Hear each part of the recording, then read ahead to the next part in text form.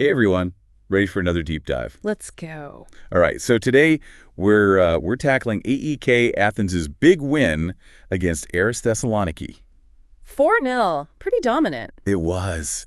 Though the scoreline, well, it kind of tells only half the story, wouldn't you say? Oh, absolutely. This one's got layers, especially when you consider what happened to AEK the week before. Oof. Yeah, that Olympiacos match was rough. It was. Put a lot of pressure on them coming into this one. So a bounce-back win like this makes you think, Resilience, for sure.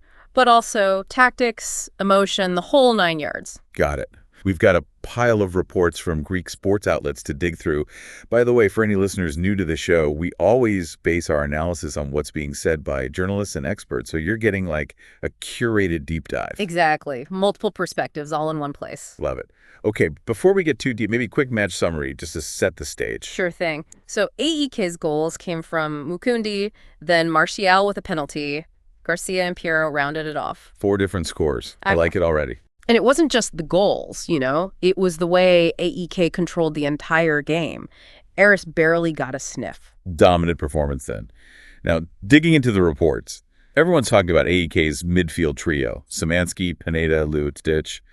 Seems they were the engine room. Oh, without a doubt. And it's interesting, it wasn't just their individual skills, but how Almeida set them up tactically. So tactics were key here. Huge factor. Think of it this way, Pineda. He was like the conductor of an orchestra. Okay, I'm intrigued. Break that down for me.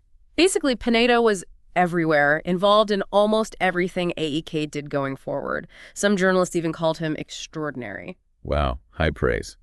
What made his performance so special, though? I mean, was it his passing, his vision? Honestly, it was a bit of everything. But what stood out to me was his positioning. Almeida's system let Pineda find these pockets of space right between Aris's defensive lines. And from there, his passing range it became lethal. So tactical brilliance from Almeida, allowing Pineda's individual talent to shine through. Exactly. And then you've got Martial up front being compared to Premier League quality players. Hold on, Premier League comparisons. Now I have to know more. What exactly were these journalists seeing in Martial's play? It was his movement, his decision-making in the final third. Constantly making runs, stretching Aris's defense, and when he got the ball, his choices were quick, decisive, dangerous, just a constant threat. Got it.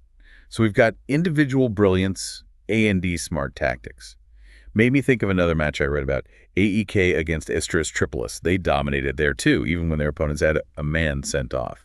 Seeing a pattern here, is this like AEK's signature style under Almeida? You're spot on, actually. Both matches, different circumstances, but AEK controlling the game through possession, intelligent movement, they break you down, no matter how you set up. This Aris win, it wasn't a fluke, is a sign of their tactical maturity under Almeida. They adapt, but that core identity stays the same. Fascinating. Okay, but enough about tactics for a sec. Our sources also highlight the emotional side of things. Lots of talk about those celebrations after each goal. Players all rushing to hug Almeida. Yeah, that was powerful stuff. Remember, this wasn't just about goals. It was about unity, about supporting Almeida after that tough loss the previous week. Some even thought his job was on the line. Can you imagine the pressure? Intense. And this wasn't just a pat on the back kind of celebration. Our reports describe raw emotion. Vida even urges his teammates to go celebrate with Almeida right after the first goal. They were making a statement, we're a unit, win or lose. Absolutely. And then you have Mukundi. They describe him doing this epic sprint to hug Almeida. It was a moment of catharsis, like the whole team just exhaled. Okay, tactics, emotions. But what did Almeida himself say about all this? I'm dying to know. Well, in his post-match comments, he was very much deflecting the pressure, focused on the team's unity, the long-term project. He even said, when there is unity, as long as there is unity, you become stronger. Simple, but powerful. It's like he's building a culture where setbacks, they're not failures, they're just, chances to learn. Precisely. He even said one defeat cannot change what is being built, trying to instill that belief that they're on the right track. Right track. And backed by amazing fans. Yeah. The atmosphere at the OPAP Arena, wow. Journalists called it perfect unity. Yeah. Between the fans, players, football itself. Almost mystical. The support was incredible, especially after that previous loss. The fans really rallied behind the team, behind Almeida. It was like they knew they needed a lift. So we're seeing resilience, unity, belief, and a connection with the fans. Like, this match wasn't just a game. It was a microcosm of AEK's entire journey under Almeida. It's a fascinating narrative, truly. And we've just scratched the surface. There's so much more to unpack, especially when we get into the tactical details, the psychological impact of this win. It's not often you see such a perfect blend of tactical execution and just raw emotion. One thing that really jumped out at me from the reports was AEK's pressing. The way they stifled Eris, it was relentless. Yeah, I noticed that too. It wasn't just effort. They were so well organized. Like, they anticipated every move Eris was going to make. Exactly. It wasn't just chasing the ball. It was disciplined, coordinated. Every time Eris tried to play through the middle, AEK shut them down instantly. Forced errors, long balls, you name it. Sounds incredibly difficult to pull off. Oh, it definitely takes a high level of tactical understanding and trust between the players. Almeyda, he's really instilled that discipline in the squad. They knew exactly when to press, who to mark. It was impressive. Makes you think about those Premier League comparisons we talked about earlier. Maybe that tactical sophistication, is that what makes AEK stand out? It's not just individual skills, it's that collective understanding of how to control the game. You're absolutely right. We often think of the Premier League as, all flash and individual brilliance, but the top teams, they're tactically on another level, and that's what we're seeing from AEK under Almeyda. They're not just playing, they're thinking. So AEK were tactically superior, that's clear. But let's zoom in on a couple of those individual performances, starting with Pineda.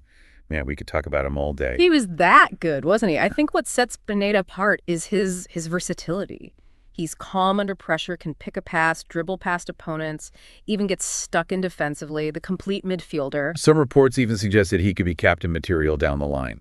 Thoughts on that? Does he have the leadership qualities? Well, it takes more than just talent, right? It's temperament, inspiring your teammates. Pineda definitely has their respect. And the way he carried himself on the pitch, always encouraging, always pushing for more. Yeah, he's got the potential. But it's early days. Okay, fair enough. But we can't forget about Martial. Some of the descriptions of his play were, almost poetic. A dance of deception, a symphony of skill.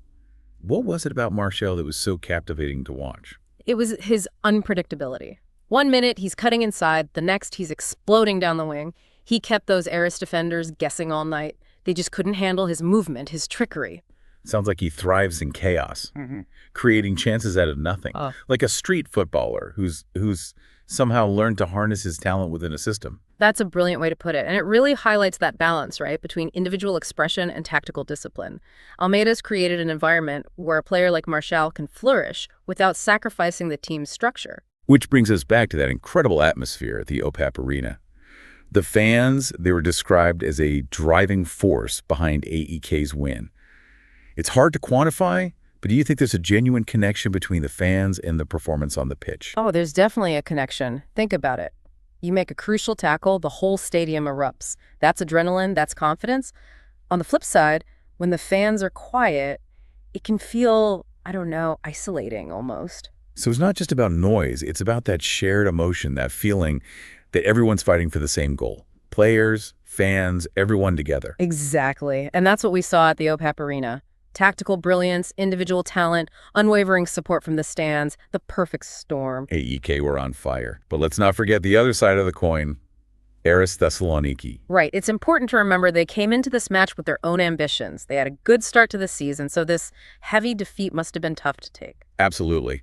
But beyond the disappointment, what can we learn from Aris's performance? What went wrong for them? Well, the reports suggest they were, to put it bluntly, tactically outmatched and maybe a little overwhelmed by the occasion. Their usual strengths, that compact defense, the quick counterattacks, AEK just neutralized them completely.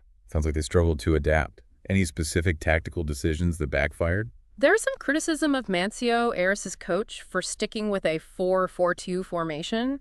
Seemed too narrow, too inflexible against AEK's midfield trio. Left huge gaps in midfield, which Pineda and company exploited. Hindsight's 20/20, but maybe a more adaptable formation, maybe a three-man midfield to match AEK. Could that have worked? It's definitely something to consider, but it's not just about formations. It's about understanding your opponent, finding their weaknesses.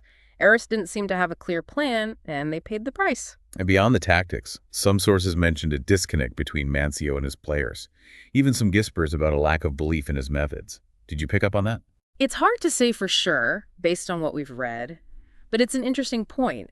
There were moments where Aris just seemed hesitant, lacking the energy they had earlier in the season. Yeah, that lack of spark was noticeable. almost like they'd accepted defeat before the match even started. And that's a dangerous mindset, especially against a team like AEK who are firing on all cylinders. So what now for Eris? Can they bounce back from this, or is this a sign of deeper problems? That's the big question, isn't it? It's too early to say for sure, but Mancio's got his work cut out for him. He needs to restore confidence, find a clear tactical identity, and maybe most importantly, rebuild that trust with his players. It's a challenge that will really test his abilities as a manager. But hey, football's full of surprises, right? Yeah. Eris might just turn things around. It's wild, isn't it, how one match can flip the script so completely. Tell me about it. AEK, after that Olympiacos loss, some were already writing them off. Now suddenly they look like title contenders. Right. And for Eris, well, this match exposed some vulnerabilities, let's say. Shakespearean, almost. One rises, the other falls. But hey, that's football, right? Anything can happen. Though, gotta wonder, can AEK keep this momentum going?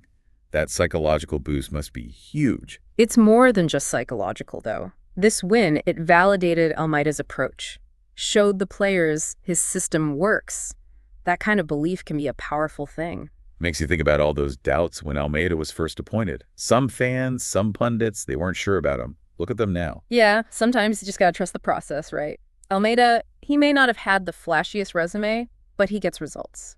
More importantly, he gets the best out of his players. When he's built a real sense of unity. Remember those celebrations? The way they rallied around him after that criticism. That's a strong culture he's created. For sure. It's not just about tactics. It's about the environment. Players feeling valued, supported, and that translates to how they play. AEK, they're playing with joy, with freedom. You can see it. And that energy, it spreads to the fans, too. The OPAP Arena was electric. The whole city was behind them. That kind of support, it can make all the difference, especially in those tight moments. It's like having a 12th man on the pitch. You know, I've always loved that about football, the fan culture.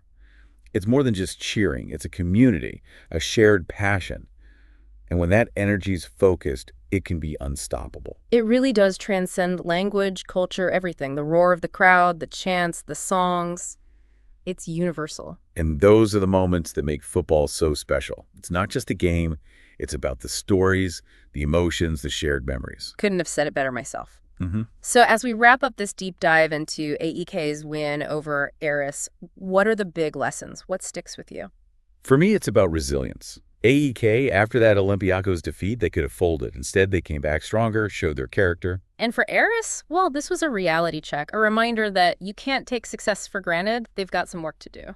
So, final takeaway for you. What will you remember most about this match? You know, I think it's that image of Almeida being hugged by his players after each goal, that symbol of unity, the trust he's built. It shows that in football, in anything really, success comes from those bonds between people. Well said. And looking ahead, I'm excited to see how both teams evolve. Can AEK keep this up? Can Eris bounce back? Only time will tell. But one thing's for sure, it's going to be a fascinating journey, and we'll be here to break it all down for you. Absolutely. To everyone listening, stay curious, keep exploring, and keep that passion for the beautiful game alive. We'll be back soon with another deep dive, taking you beyond